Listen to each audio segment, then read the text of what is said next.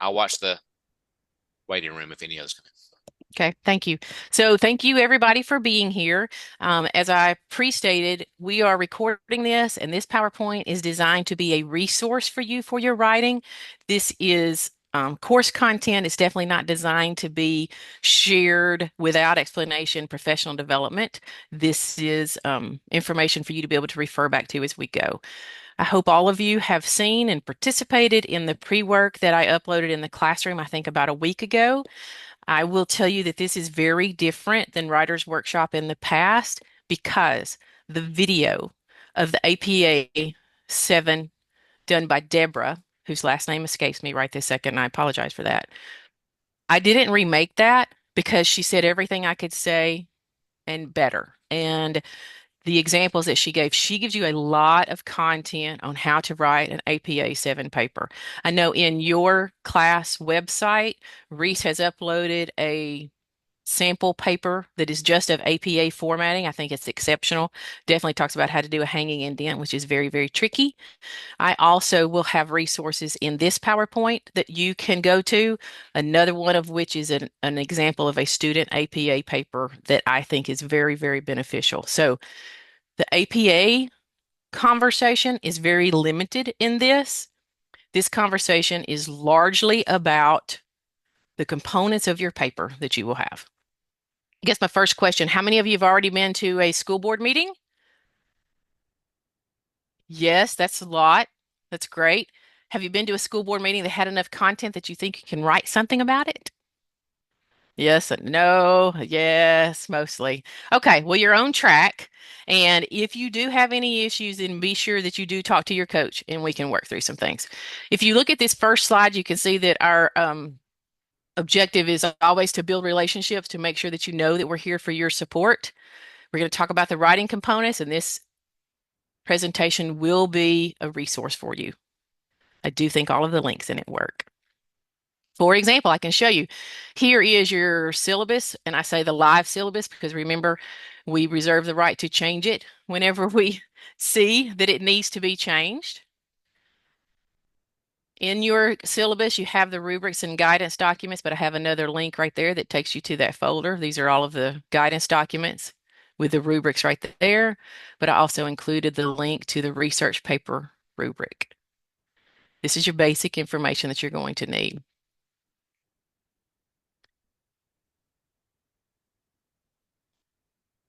This is the rubric for the academic paper. Your paper is broken into three sections. The main body section, which is where it is written formally, technical, APA 7. Then you'll have the reflection, which is written in first person, and the PSEL analogous, which is written in first person. So those are the three major sections of your paper. This part of the rubric is about the main body, and it talks about the introduction, methods and research, and evidence and analysis. It's in here. You can always go back to it, but this is just, I'm just letting you know where I'm talking from right now. So we're going to do the first things first. We're going to talk about the introduction of your paper. We used to say to make it exciting and catchy, and it sounded really narrative and a hook. So we've made sure to put our language differently to make sure you know this is a formal academic paper. Let's just look at proficient. The fellow's introduction clearly identifies the intent of the research, provides relevant background information, and you include some aspects that will be elaborated further. Remember the numbers. 3.8 is a really nice score. 4 is exceptional. Let's look at this. This is a sample of an introduction. The higher media visibility of teachers and principals in the push for better learning, while important, has led some to question whether school boards matter. And there's a citation which is done very well. School boards generally conduct business, we're given information. But does the way they conduct business actually make a difference? Research shows that, and there's some more research. The clear answer is that school boards matter, but most operate in a systematic and effective nature. If you had to say that this was acceptable or not acceptable, let's talk about that for just a second. Reese, do you think that this is a well thought out and effective introduction that meets your rubric? Um, Considering I'm confused about the end of this one, I would say no.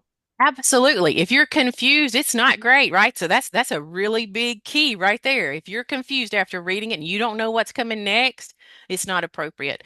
So I will say that this one is a little bit more, it's trying to be catchy, it's trying to be narrative, it's trying to hook your attention, and it almost looks like it gets by because there's research in it that's cited. However, it isn't explaining to you what is going to be included in the paper. So don't be fooled by writing narratively or a hook. So we need to make sure that we don't do that. Here is and I put the X on it. So you'll see it in the PowerPoint with the X on it to let you know this is a non-example.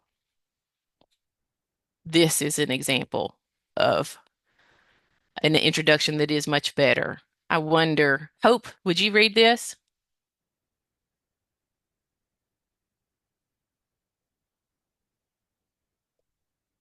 She will in a minute. If I could get my speaker on because I'm going to Yes. read it on mute. Um, in today's high stakes environment, the effectiveness of a school board matters. According to the Arkansas Board Association, a locally elected school board acts as an agent of the state and is entrusted with district operations and the formulation of policies. Amid the numerous duties of a school board, which encompass budget approval, faculty management, superintendent selection, and student safety assurance, student achievement has become the focal point of many school board meetings. As explained by, I may butcher this name, Laurentins, Laurentinson, That's fine. and McCall. Effective school boards collaborate with the district and community to boost student achievement, while ineffective school boards hinder progress. Through observable actions, the researcher will give an account and analyze multiple aspects of the CRSD school board meeting. Excellent, excellent. So if you think back to the rubric, it's got a lot of research and relevant background information. The author is letting you know that in her paper, she's going to talk about what makes an effective school board, what their responsibilities are, and she lets you know that she's going to observe those actions and give you an account of a lot of aspects of the school board meeting in which she goes to. This is great. There's others that are great. This is not the only way to do it, but this is a good way to write an introduction. I will also tell you that in these samples, I have tried to make very sure that the citations are correct. So always use this as APA sample citations because these are some of the resources that you will also put in your paper. You're going to talk about the Arkansas School Board Association handbook. So here you will see you're addressing it already, right? Feel free to use the research that is cited in this paper. So here's an example of a scholarly research article written by Lorenzen and McCall in 2019. You can try looking it up.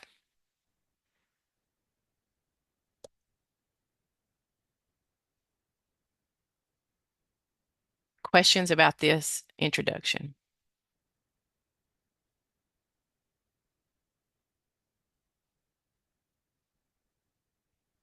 Now then, let's talk more about the body because the research and analysis and the research and the methods and analysis, all of that is going to be really led by what's in the guidance document. So for each paper, you'll have a guidance document that indicates to you ideas of what should be covered in your paper. So you can see on this one, this is just wording from the guidance document instead of me putting a picture of it up there so I could see it larger because I wanted to make sure that you see that it says areas for examination. It doesn't say you have to include every one of these in your paper. It says these are some key areas that might contribute to the understanding or the quality of your paper, right? These are just some areas that might work for you. I would include some of them, right? But you don't have to put a list of these, okay? But so you can talk about the presentation and discussion of student performance at the board meeting, like all conversations at the board meeting should revolve around student performance. And even if they don't say it, think and connect how is buying a new school bus going to impact student performance because it is about student outcomes, right? So most items that are there are related. They may not say it, but that doesn't mean it's not related. Talk about their decision-making processes. How did the role behave? I'm sorry, how did the principal behave in the meeting? What's the demographics of the board? Does it match the demographics of the student body? What were the interactions like among the stakeholders? Was there a contentious public member at your board meeting? Evidence of organization. You see, we are getting down to not a whole lot happened. So these pieces are, if you don't have something really exciting and engaging that took off in your board meeting, these are still things that are pretty easily identifiable at any board meeting. You can see whether or not the board members have informal conversations with each other, if they talk over each other, if they are all impacting the decision-making process. So these are some ideas just about how these stakeholders work together. Something that can be observed in any board meeting, we hope.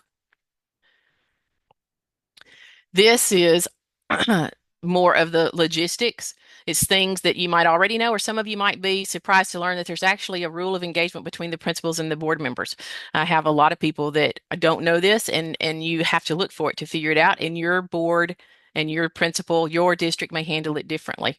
There's definitely procedures to get onto the agenda. And if you're a principal and if somebody wants to speak, you need to know how to explain to them how to be placed on the agenda.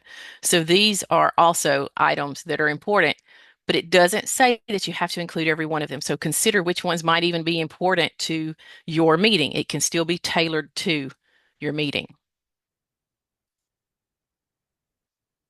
So here's an example, depending on your meeting. These might be some headings in your main body. Might include. The title of the paper is the first heading, School Board Business from an Administrator's Perspective. So this is the title and the heading above the intro.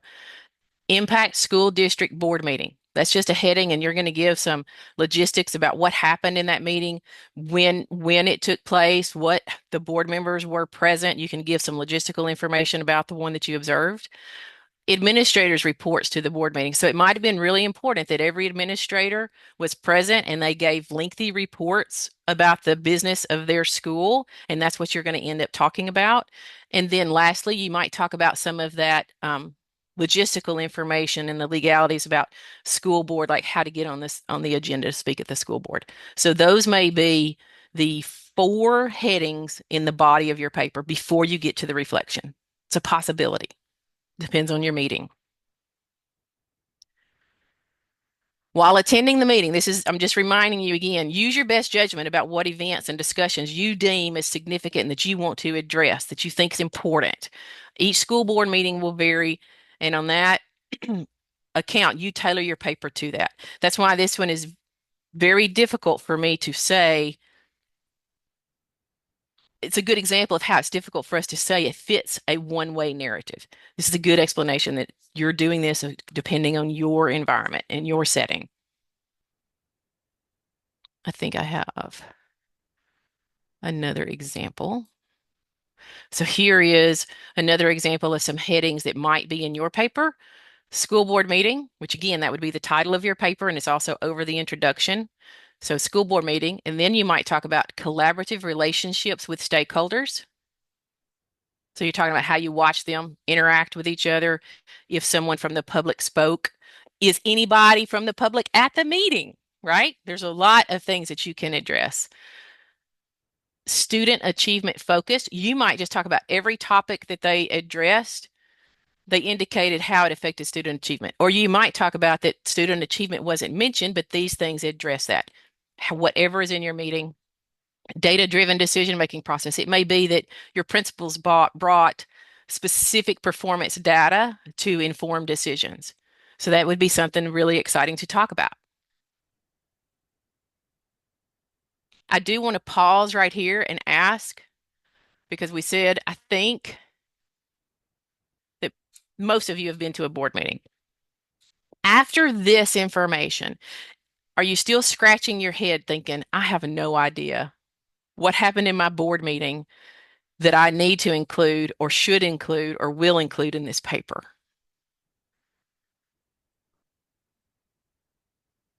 How about a different question? I hope everybody feels free that you develop it based on what happened in your meeting. Is anybody struggling with um, making a decision about what to handle? If you are, again, you can reach out to me or Jill. Hello. Yes. Can you hear me? Yes, I can. Oh, great. I did already attend one school board meeting. I'm be quite honest. It got a little hot and heated in Hmm. there. It was a very lengthy meeting, and so I'm just trying to, and I'm supposed to go to another one on the 20th. So do I take a combination of both meetings or take the best one Right. to make the paper? Right. So I think that you can do it however you want to do it. You can summarize, you can even say the researcher attended the board meeting on X date. Um, the researcher observed contentious conversation about X. The researcher attended a board meeting on da da da da, and this felt like it was more in line with a typical board meeting, right? So you can do it however you want to do it, as long as you write it technically and formally. You don't even have to tell which board meeting you're at if you're just going to talk about aspects that are included in the board meeting. You do not have to name people. You can. So it's just up to you about the summarizing and the paraphrasing. That's a good question. Does anyone else have a question? Thanks for asking it, Siobhan.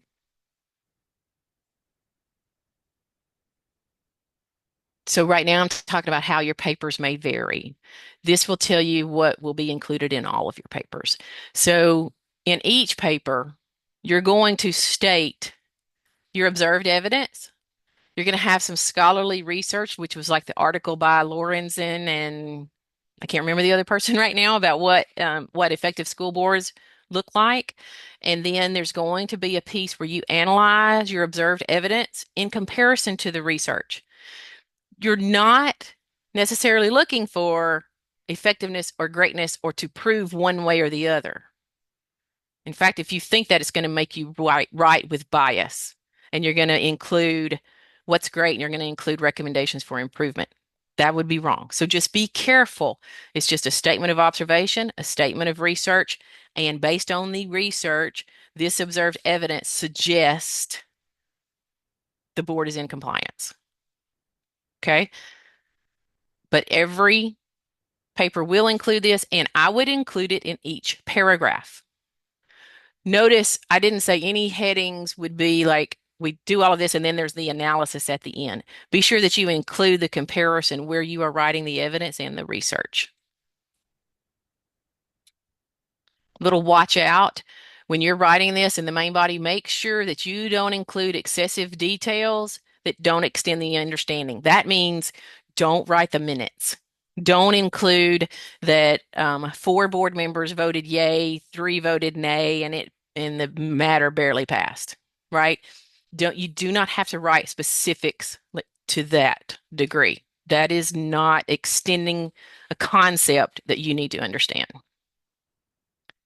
My other watch out is to be careful about including biases in opinion because when you talk about your evidence and then you're talking about a research and you know whether or not your school board did it well or they knocked it out of the park or they fell flat on their face, you know that, but you don't have to tell me you know that. You can just put a comparison of the evidence and the research and say that it suggests that improvements could be made here, but don't just claim that they're ineffective, right? So be careful with your words because that's where it will sound biased, even though you think it's a logistic comparison.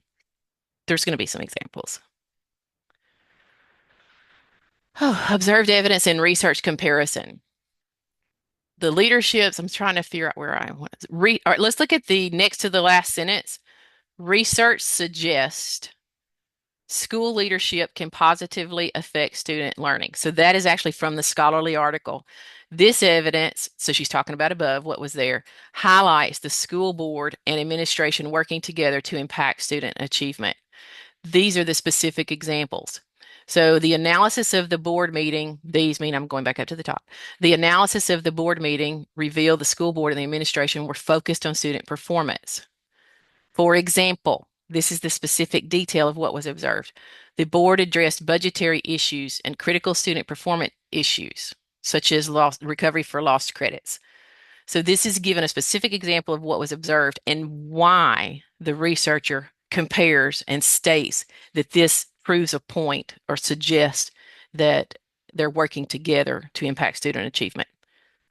There's a lot of rambling from me, but I'm trying to explain how it's a statement of detailed evidence compared to research, and then the analysis statement that kind of summarizes the end. Questions about how this is all included in one paragraph? Have I mentioned to you, because I see a lot of you looking down and writing, you're going to get this. This is going to drop into your classroom at 5:30. So you're going to have access to this PowerPoint. So you don't have to write down all of this, and the recording will be in there as well.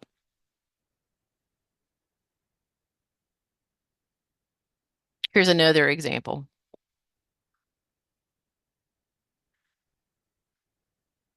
Chase, will you read that? I like hearing your voice. You were too kind. Students at Berryville Elementary. You picked this because you knew Berryville is one of our rivals in Quiz Bowl. But students at That's right. Berryville Elementary have scored far below the state average in reading and math achievement in the past 5 years. Research from LaRoque et al. Suggests that closing the achievement gap can occur when educators and parents collaborate. Open communication can build trusting relationships between professionals and parents.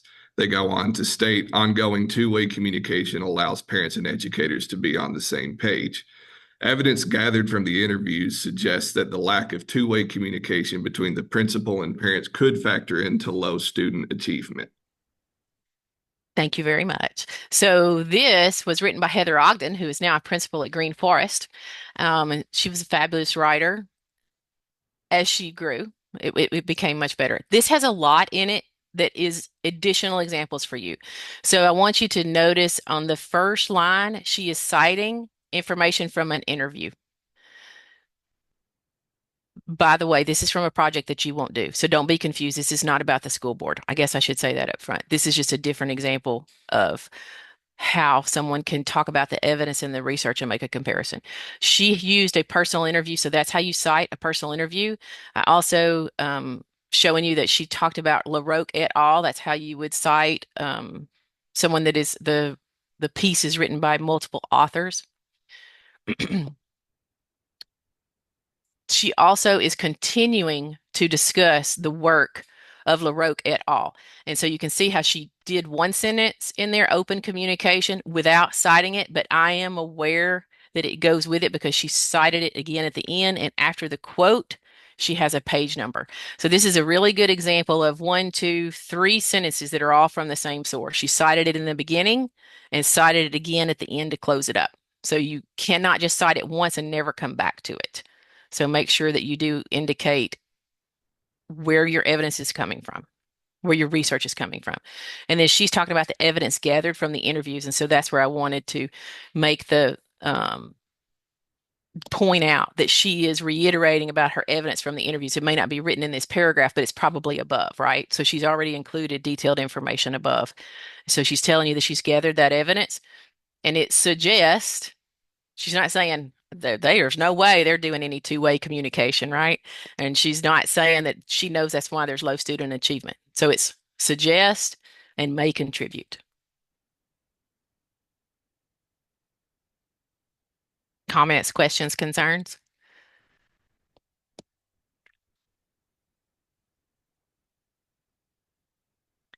These are 2 samples of how to write the paragraphs in your main body.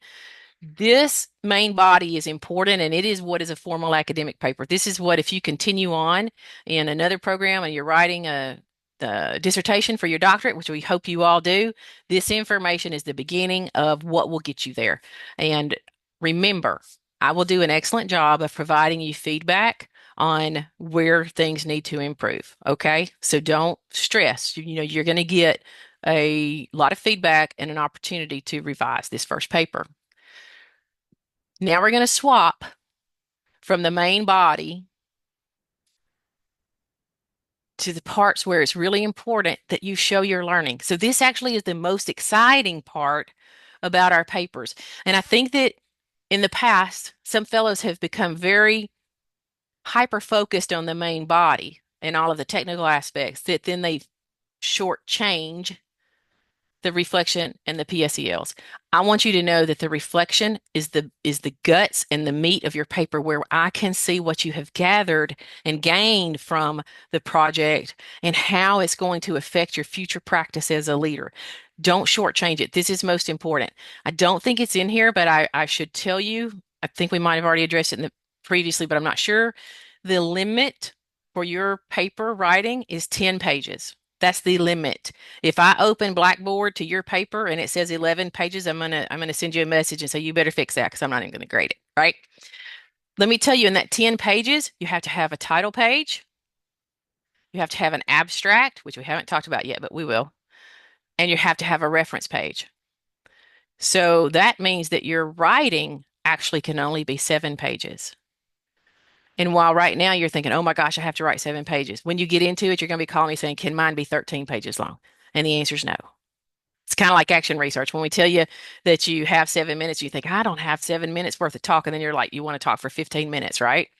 So 10 pages is the limit. And I'm not going to tell you that the main body needs to be 3 pages and the reflection and the PSEL needs to be 4. But I'm telling you, it needs to be close to 3 and 4 and 4 and 3. I don't want to read 5 pages of the main body of the observation, and then you only give me 2 pages of what you learned and how it relates to the PSELs.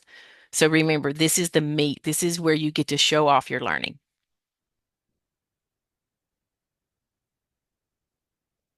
In the reflection, you're going to be including some new perspectives and insights, and you're going to talk about how you've learned that and how you're going to use it in the future. That is where you're going to have the as a leader, I will statements, right? So you're going to have new learning and you're going to talk about how I'll use it in the future. You're going to have as a leader, I will statements in your paper. This is not a suggestion. This is, you need to include as a leader, I will.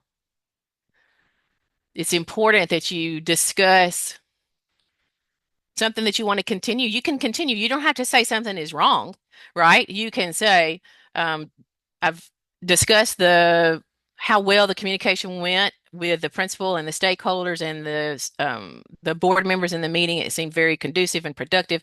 I will continue as a leader to provide data and pertinent information, and I will continue to, right? So you can, it's not that you have to do anything different. It's not like you have to change the world, but talk about what you will continue to do. I will say, when you're improving something, when you want to do something different, we're going to talk about how you talk about those plans. This is written in first person, but it's still formal. So it's not exactly like you're having a conversation with me, sitting down over coffee, but it's more like you are discussing it with our program investigator, Dr. John Pianowski, if that makes sense. It's not a friendly, informal conversation. It's still a formal conversation. And here's where we're going to talk about the plans. You're as a leader, I will. There's a couple of different things that you'll have in there. Adaptable action steps, it's behavioral in nature, and it means that you're really going to change something, change a disposition, change a behavior, and you're really being intentional in this change to impact outcomes. So for example, if you want to have more stakeholders attend a board meeting, you might say, as a leader, I strive to improve stakeholder attendance at a board meeting. To do this, I will ask teachers to identify star students each week and create presentations with those students that they will present at the school board meeting each month. I will have 4 teachers present each month. I know in doing this and getting students to attend school board meetings, the parents will follow, and they'll also invite the grandparents. So you're going to have additional stakeholders there if the students are presenting at the board meeting, right? So explain what you're going to do and why. It's very different, so you have to explain the process. Do not stop with, I plan to work hard to increase stakeholder attendance and parent attendance at board meetings. Well, we all plan to do that, but how are you going to do it, right? So include the actionable and adaptable steps. A technical action step is real logistical in nature, and it's something that can probably be just done with a checklist. Like, I am going to put an announcement of the school board meetings on the marquee outside of the school to improve awareness of the board meetings. So it's a technical step. It's easily done, and it's a check mark. But as a piece of a big plan, it can serve as a part of an adaptable action plan. So make sure you include both. And I'm saying that because it's in the rubric.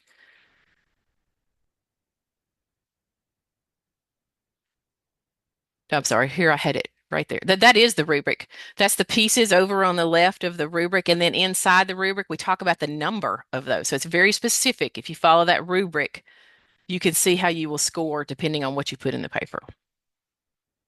Questions about that piece? Would it be valid to have like citable information in the reflection element, or should that more or less be confined to only the body part of it? Right. So I think, and I may say this later, so if I repeat myself, I apologize, but I say in here at some point, I think, if not, here's a good point. The reflection is not a place for new research. The reflection is not a place for new information that you haven't discussed in the main body. The reflection should relate to something that you have handled formally and technically in the above writing. You can refer back to some research if it was in the main body. You can use a different piece of research from the same source that states something differently if it was already included in the body. Don't introduce new research and new evidence in the reflection. Excellent question, Chase. Thank you so much for that question, because if I don't cover it, that's very important. So I appreciate that question. Thank you.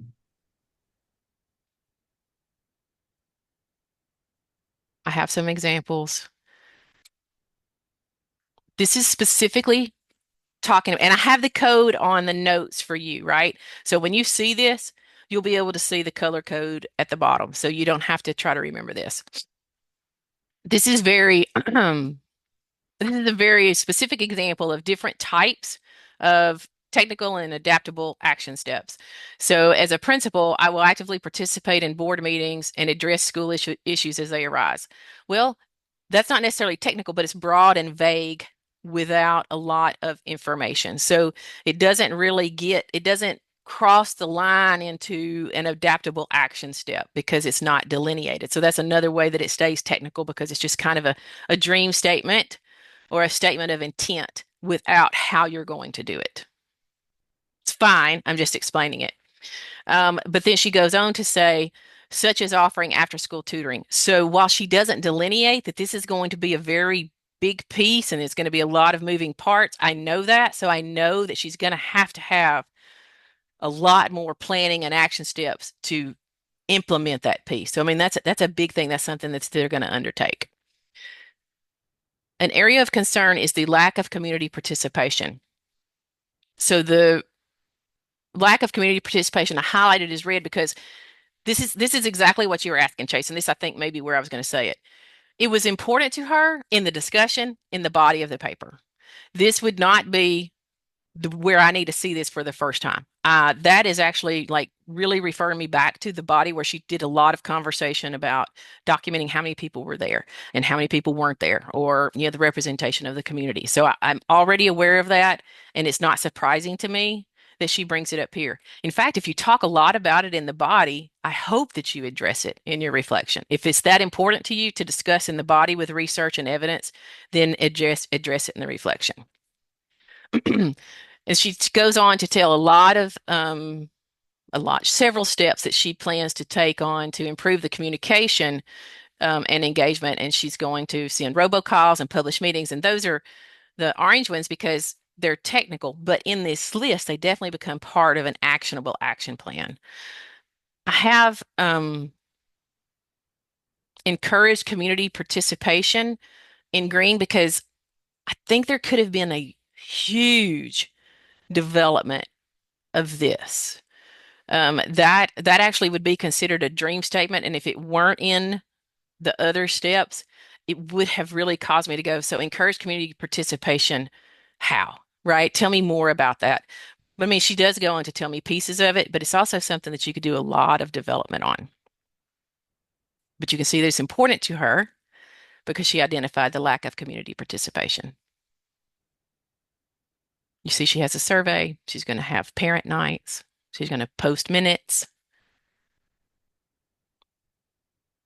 All of this together is fabulous. I'm just pointing out the difference in the types of statements.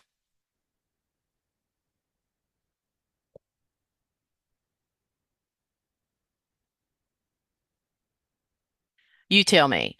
So we talked about Heather Ogden just a minute ago. This in the orange is her first paper, and this is the other section is maybe about her fifth paper, and that's from the paper that you won't do. You have a whole project. We used to have them interview stakeholders about communication, and now we have a large community involvement project. So we improved what we were doing, but these were two papers at one time. So after researching school boards, I can conclude that the most effective schools have boards that focus more on student achievement than operations. Does anybody have an immediate reaction to that based on our conversation so far? Kelsey, how do you feel about that statement? At first I was like, well, that's kind of the overview of what they had said, but then the more, I don't know, like it's not technical. It doesn't get into discussion about the student achieve. Like, what do you mean by that exactly? So she doesn't have enough evidence in there for you to believe that she has the right to state that like an expert would. Maybe, right? Does anybody else have a different thought process on that? Yes, Emily. Hi, Emily. Oh, hey, sorry, I was looking for my mute button. I would say that my thought is if you're focused on operations of your district, then student achievement would would increase. You know what I'm saying? Like the one kind of goes along with the other. Right. I agree with you. And I'm so glad you said it, Emily. And please, please allow me to say that's the trick. She almost got me, right? Because what she says is true, but she's not a researcher. She's not giving me enough of the pieces of evidence and analyzing it against the acceptable scholarly research to make a statement. And so this is when I started realizing that I needed to explain that you make the comparison and say the evidence suggests, because we are not experts. Even after we do the research, we don't say, well, I can conclude that school boards are effective if they focus on student achievement. So that's the point of this, is to make sure that you don't write yourself in as a professional researcher. But the statements are good. They're there. There's also no action statements in there, though. So she says, after reflecting on the evidence and the research, Berryville has strengths and weaknesses. A strength is, so here's another thing. I'm not asking you to decide what's great and what needs to be improved. Be very, very careful. You can talk about effectiveness, but be careful when you talk about areas for improvement and make sure that you're sticking with research and evidence instead of putting in opinion. I'd probably stay away from it, but if you're going to do it, be careful with it. If you're going to do it, you'll probably get some feedback and we'll have to adjust it too, because it'll still read as heavily opinionated. Now then, let's look over here at the fifth paper. So this is Heather's paper also. So this is after we've been working together on a few papers. So data indicated that all stakeholders viewed Mr. Swafford as being open and approachable. She's making a statement now about what she's going to do as a leader, which I told you that if it's good, you can say you're going to continue it. So as a leader, I will continue to foster relationships. That's a dream statement. Then she goes on to give actionable steps. If you'll notice in the first reflection, she's not giving me any actionable steps. She's just telling me what they did right and wrong. So what I need you to do is learn from what you think they did right and wrong. You don't have to tell me what you think they did right and wrong, but you're going to tell me what you're going to continue to do that was right, and you're going to tell me what you're going to plan to do that might improve the situation. Does that make sense? So don't tell me what they did right and wrong. Just tell me in your plans what you're going to continue and what you might do differently in hopes to have it be more effective.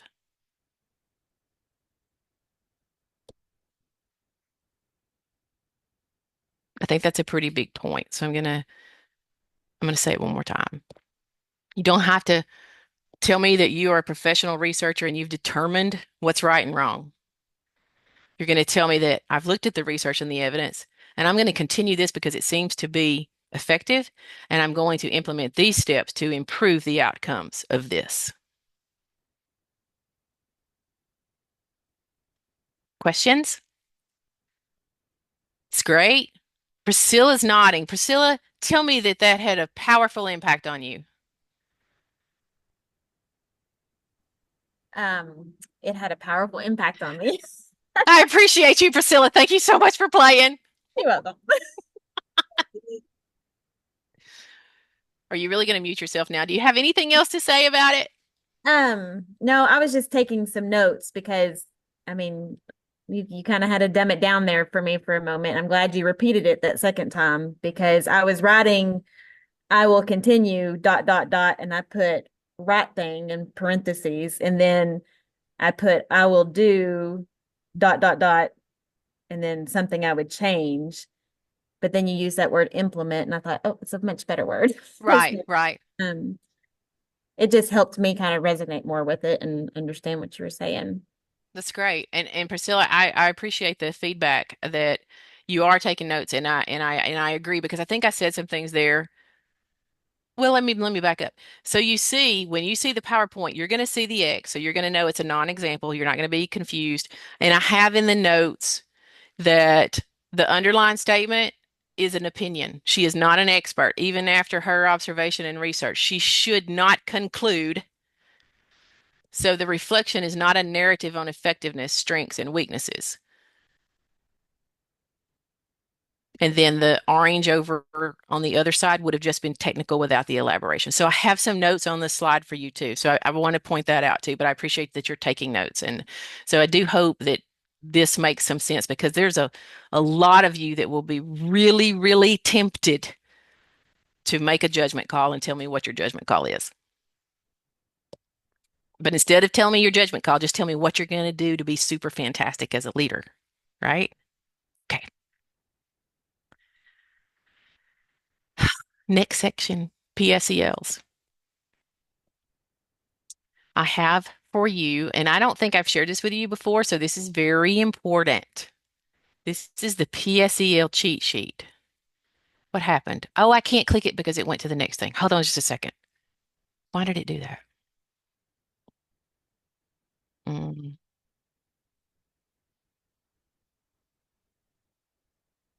PSEL cheat sheet. This has an example of how to write about a professional standard inside the paper, two different samples. Item A of standard 1, and then it's talking about, so remember everything in here is really giving you different examples of how you put in parentheses the initials after the first instance, and then you can use the initials moving forward or the abbreviation. This one includes a quote from the standard, so you can see that it is cited with a page number. Here's another sample. It's the NPBEA, which he writes it out there and tells you what is included in the standard.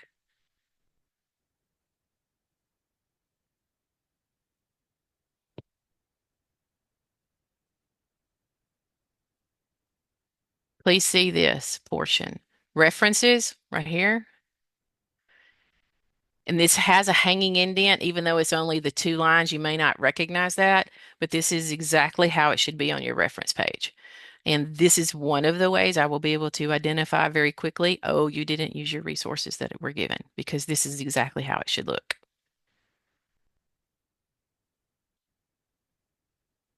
Now,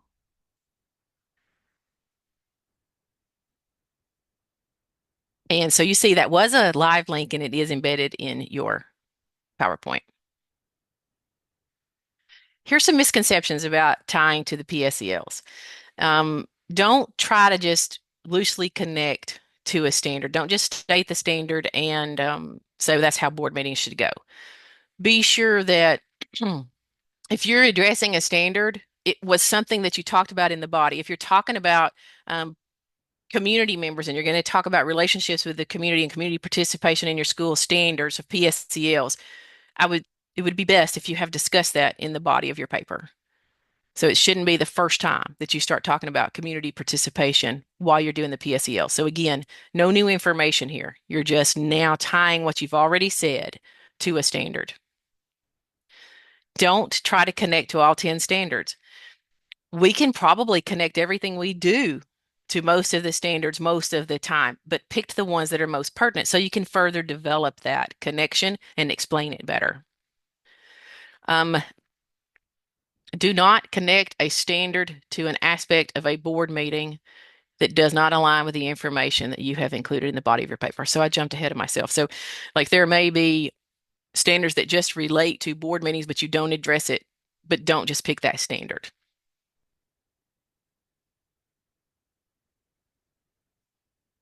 Here's an example. Meredith, will you read this?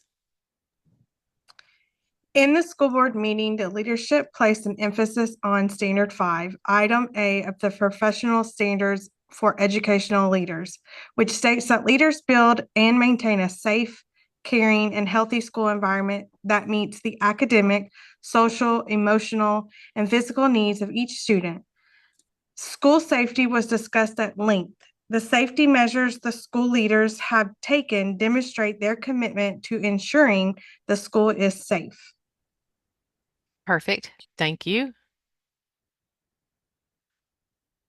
I will say that the person who wrote this went on to say, as a leader, I will have monthly meetings with the local police department and share strategies with parents about safety. And this is not the place for that, right? If you were going to include that, then I hope that would be in your reflection. This is fine for a connection to the standards. You do not have to continue making actionable plans in the PSELs. This is a kind of a keep it simple. Relate it to what you've talked about and move, right? This section doesn't have to be pages long.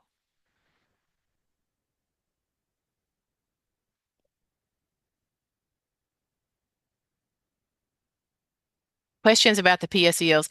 I think, and I've know that Jill's had conversations this week with you, and I've had conversations with 6 of my fellows already. And in talking about completing the coaching journaling activity, we really want you to focus on addressing 1 or 2 dispositions or 1 or 2 PSELs that relate to the situations. And the PSEL work is just to keep you in it. Right now, the PSEL work in this paper is to keep you in it, is to keep you looking at the professional standards and familiarizing yourself with them and knowing that most everything you do falls within it.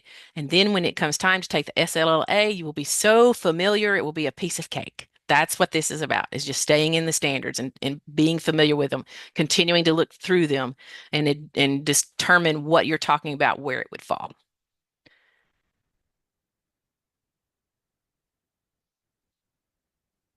Okay, let's talk about the abstract, which actually comes right after the title page at the very beginning of the paper. But strangely enough, it's written after you've completed the paper because it is a cheater. It is a cheat sheet summary so that a researcher like yourself, you can read an abstract and decide, is this going to have the information in it that's going to relate to what I'm doing? Because you could look up and find a supposed scholarly research article about a school board. And when you read the abstract, it's all about ineffective school boards that do one thing this way. And that may not be what's going to help you write your paper. So don't get that one. right? Just keep moving.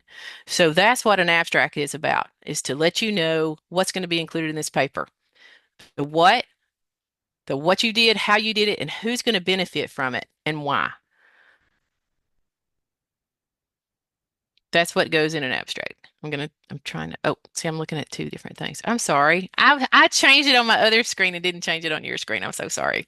So here it is in writing, what I was talking about. It's written after you finish the paper, so you can go back and summarize it. And this is an example of an abstract.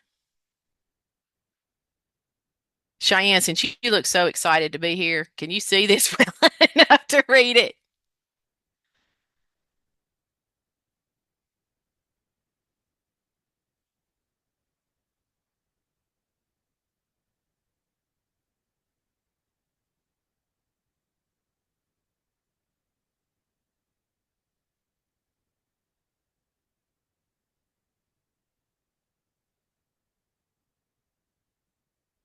Cheyenne, are you struggling with your mute button?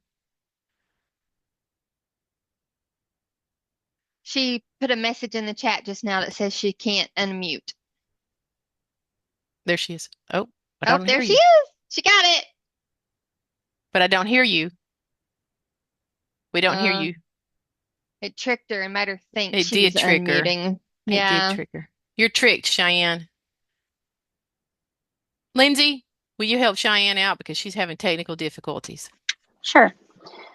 This research assesses multiple aspects of the Cedar Ridge School District School Board by examining its observed processes and operations. Topics discussed include stakeholder demographics and involvement, conducted business, and student performance. School board effectiveness was emphasized throughout the research. Methods of research include observation, interview, and investigation. A reflection is included that demonstrates the personal learning of the researcher. A connection to the professional standards of educational leaders is found in the brief following the reflection. Novice school leaders or other school stakeholders would benefit from this research if seeking a better understanding of the school board meeting process and school board effectiveness.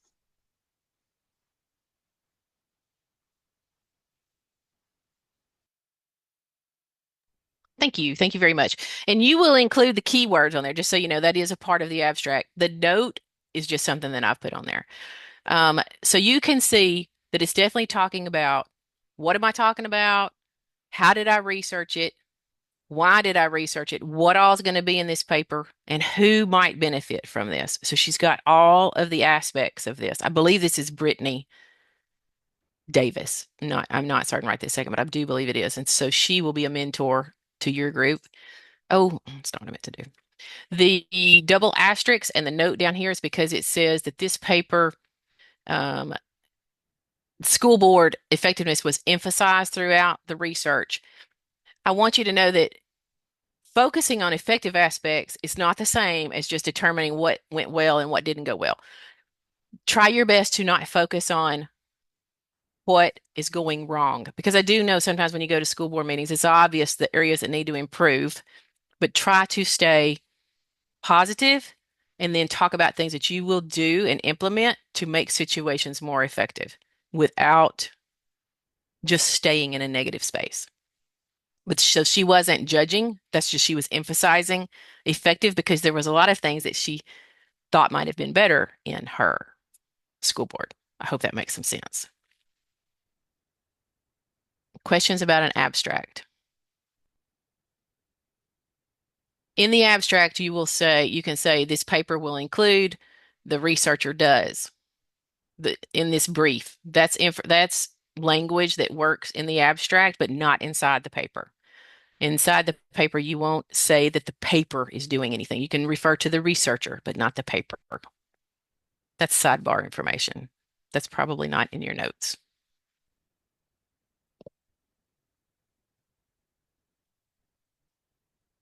Here is my last topic for this, mechanics of writing. And I will tell you that you can look through this. It's supposed to be fun. I knew there wouldn't be time, but I wanted to include it in here. The answers are on the next page of the PPT. is supposed to be a secret message. Let me give you a synopsis of what the common mistakes are. Run-on sentences, because believe it or not, if you have two sentences connected with the word and you don't put a paragraph in front of the and, it's a run-on sentence. That's wrong. Okay, wait just a minute. You mean a comma in front of the and? What did I say? A paragraph? Paragraph. Sorry. Just wanted to clarify. Yes, thank you very much for that. Yes. Okay. A comma. Yes. Appositives are also common problems. If you say the superintendent, comma, Mr. Ball, comma, spoke at the board meeting. That is something that is often, that's an area where mistakes can often be made. Another example, if you say Mr. Ball, comma, the superintendent, comma, you'll have random capitals in there. If it's not a title and you're using it in the appositive, it doesn't require capitals. That's a lot of what this is about. Technical aspects. The other thing I will say on the next page, you'll see the secret message. These are the items that were wrong based on grammatical error, but let me explain something else to you. This first one, the regular school board meeting was called to order by Mr. Marvelous, board president, at 6 p.m. in the MPV administration. That's minutes. That's technical information that does not need to be included. So it's got some grammatical errors, but also that type of sentence doesn't go in the paper. Same thing with the bottom one. And then the O and the R, my question is, the sentences are okay, but I want to make sure that they related to the information that was important, that was continued to be discussed, because if it was one standoff sentence and it was irrelevant, then it didn't have to be in there. The magic page, here's all of the links in one spot. This includes the video that I've already given you and the OWL Writing Lab, OWL Purdue, and this is an example of a different student paper that I have included. Some of you techies may know more than I. I don't know how to open this in what format that keeps these colored boxes, but this is fabulous. This explains a lot. This is more than you will need to be effective on APA 7 for our purposes.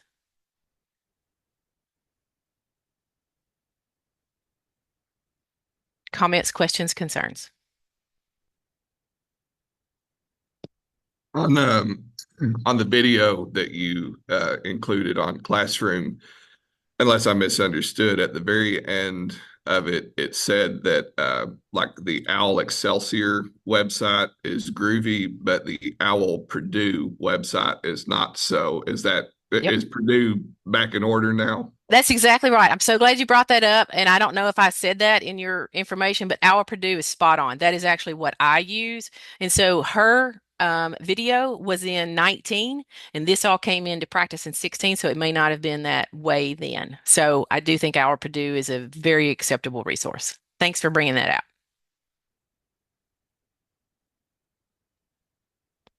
Allison, sorry. I'm sorry. You can finish, Chase. Sorry. I'm sorry. Just one last question on the example student paper. It's talking about how like the different sections need to, or the subsections need to be in title case. Does that mean anything other than just bold, or is there some special thing there? Yeah. So title case is referring to the capitals within a sentence. Like you capitalize things other than articles, the, in. So that's title case. That's what they're referring to. Gotcha. Thank you. Absolutely. Okay, my two questions were specific to this paper. So when we're talking about the school board, do you prefer we keep them as a unit, or would you prefer that we give like a name or a role held on the school board? Like, would you rather us just say the president of the school board, or would you want us to give like the name? Does that matter, or? It does not matter at all as long as it is understandable. Okay. And then question number 2, one of the early slides, I think it was like maybe just the intro. We as the authors, it was referred to as the researcher.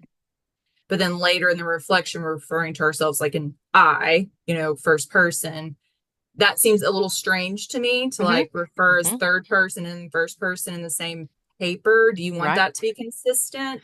Yes, I'm Or- glad you brought it up, Claire. So it's very specifically designed that way. I want the body of the paper to be a very formal paper in first person that meets APA guidelines stringently.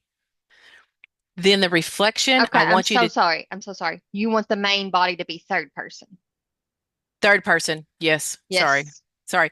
I want the main body to be third person and to meet all APA requirements stringently. It's important that you change in the reflection because I want you to feel a little bit more free to talk in first person. Thank you, Jill, again, about your learning and about what you're going to do with it. So we veer off of formal APA 7 with the reflection and the PSELs, and that is by design because I need you to speak more freely and create a plan that you actually could almost pull out your first year of being a principal and say, this is what I thought I should do to make this better. Got it. Thank you. Excellent question. Thank you so much. That's very important. Third person in the body. Did I say that right? First person in the reflection and the PSELs. I get it. You've had to do a lot of talking and a lot of reading. I've got the easy job. Just, point No, out. I appreciate it because I didn't, it didn't even register. Excellent, excellent questions.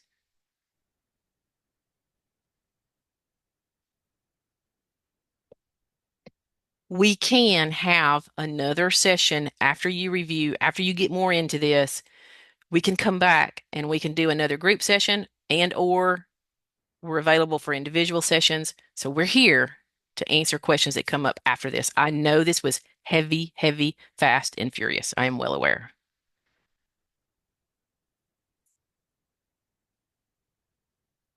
Last call, comments, questions, concerns? Kevin, will you stop the recording?